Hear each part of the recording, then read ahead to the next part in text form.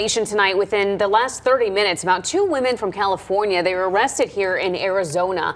They are accused of stealing more than $24,000 worth of merchandise across the valley. You're taking a look at body camera video showing one of those arrests. One of them was found hiding inside of a grocery store behind a stack of bread. Police say they're linked to 12 separate incidents targeting stores like Walmart and Ulta all across Phoenix, Gilbert, Glendale, and Queen Creek. They're both facing several charges, one also facing a felony charge. Police say they both have a record of similar crimes in Nevada and California.